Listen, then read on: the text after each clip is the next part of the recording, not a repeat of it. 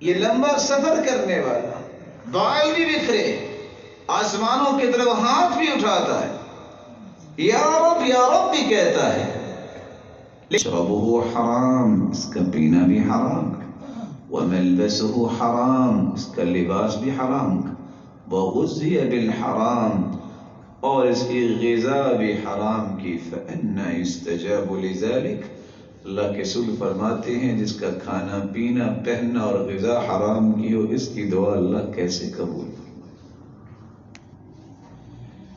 دنیا اور آخرت میں اگر آپ پروازیں کرنا چاہتے ہو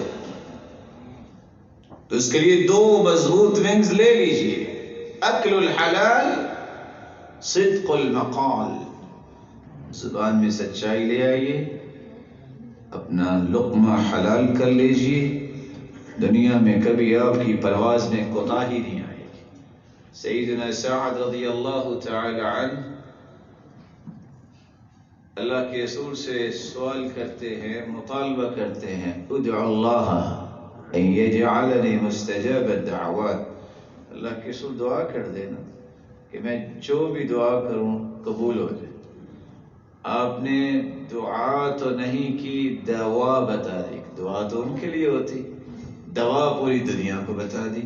فرمایا اطعم مطعمک تکن مستجاب الدعوات، کھانا تم حلال کر لو اپنا، جو بولو گے قبول ہو جائے گا۔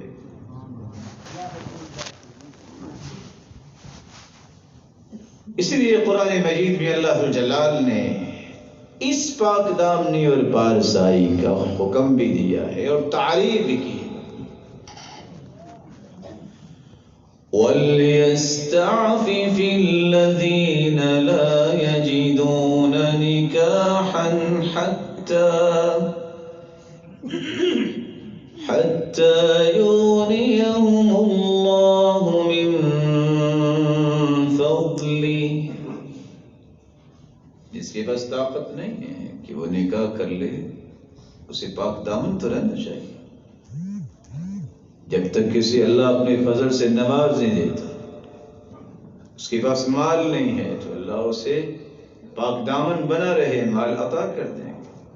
شادی نہیں ہوئی، پاک دامنی کو ڈیمیج نہ کرے، اللہ ذوالجلال شادی بھی کرے، کیونکہ رسول اللہ صلی اللہ علیہ وسلم نے فرمایا ثلاثة حق علی اللہ عونهم، 3 لوگوں کی مدد کرنا اللہ نے حق لکھ دیا ہے۔ المجاہد فی سبیل اللہ، جو اللہ کی راہ میں جہاد کرتا ہے، اعلاء کلمت اللہ کے لیے، اللہ اس کی مدد ضرور کرتا ہے۔ والمکاتب الذی یرید الاداء، اور وہ غلام مکاتب جس نے کسی کے ساتھ کتابت کی ہے کہ اتنا مال دے کے میں آزاد ہو جاؤں گا، اگر وہ آزاد ہونا چاہتے ہیں تو اللہ اس کی مدد ضرور کریں گے۔ والناکح الذی یرید العفاف، جو نکاح اس نیت سے کرنا چاہتا ہے کہ میری پاک دامنی اور پارسائی محفوظ رہے، اللہ اس کی مدد ضرور کرے۔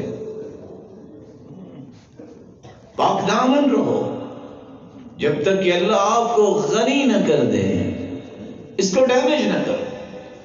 اللہ کے وعدے ہیں کہ اللہ تمہیں مستغنی کریں گے۔ حدیث کے الفاظ ہے من یستعف یعفہ اللہ ومن یستغنی یغنہ اللہ ومن یتصبر یصبرہ اللہ، جو پاک دامن رہنا چاہتا ہے اللہ اسے ضرور پاک دامن بنا دے، جو مستغنی ہونا چاہتا ہے اللہ کا وعدہ ہے اللہ اسے ضرور غنی کریں گے لوگوں سے، اور جو صبر کرنا چاہتا ہے اللہ اسے صبر کی طاقت اور پاور ضرور عطا کریں گے کہ وہ صبر کر سکے۔ اللہ تعالیٰ نے قرآن مجید میں تعریف بھی کر دی، لِلْفُقَرَاءِ الَّذِينَ أُخْرِجُوا مِن دِيَارِهِمْ، وہ فقراء جو اپنے گھروں سے نکال دیے گئے، ان کے پاس کچھ نہیں ہے، يحسبهم الجاهل أغنياء من التعفف، سوال نہیں کسی سے کرتے. لوگ سوال نہ کرنے کی وجہ سے انہیں سمجھتے ہیں کہ یہ بہت امیر ہے. تعریف کر دی کہ انہوں نے سوال نہیں کیا. اور آج یہی وجہ ہے کہ وہ لوگ جو پاک دامن ہیں، وہ لوگ جن کو اللہ عز و جل نے سمجھ دی ہے، ان کی مدد کرنے کے لیے کوئی بھی تیار نہیں ہوتا. وہ سفید پوش لیکن ان لوگوں کے لیے تیار ہو جاتے ہیں جن کی اطلاع ملتی ہے. یہ ادب ہے، یہ سلف صالحین کے پاس تھا. وہ اپنے رائٹ لیفٹ دیکھا کرتے کون کیسے ہے. ایک شخص آیا، اس نے دروازہ نوک کیا، کچھ بات ہوئی، گھر والا اندر جا کے رونے لگ گیا. بیوی نے کہا کیا ہوا؟ کہتے میرا بھائی ہے مسلمان، مجھ سے قرض لینے آیا ہے. کہا تو رونے کی کیا بات ہے، نہ دو. نہیں ہے. کہا رو اس لیے رہا ہوں کہ مجھے خود سے اس کا پتہ کیوں نہیں کرنا پڑا، اس کو میرے پاس آنا کیوں پڑا. آج یہ چیزیں ختم ہو گئی. رسول اللہ صلی اللہ علیہ وآلہ وسلم نے صحابہ کرام کو تعفف یہ سکھایا. ابو سلیمان الدارانی بازار میں جاتے تو جب بھی جاتے چہرے کو لپیٹ کے جاتے. لوگ کہتے یہ کیا صالح انسان ہے. وہ کیوں جاتے؟ لوگ پہچانے نہ، اور پہچاننے کی وجہ سے جو تجارت کے لیے بیٹھے ان کو کوئی نقصان نہ ہو، وہ پوری قیمت میں مجھے چیز دے. مجھے اور آپ کو غور کرنا ہے. ہم جب بھی کہیں جاتے ہیں کارڈ نکال کر دیتے ہیں، میں یہ ہوں،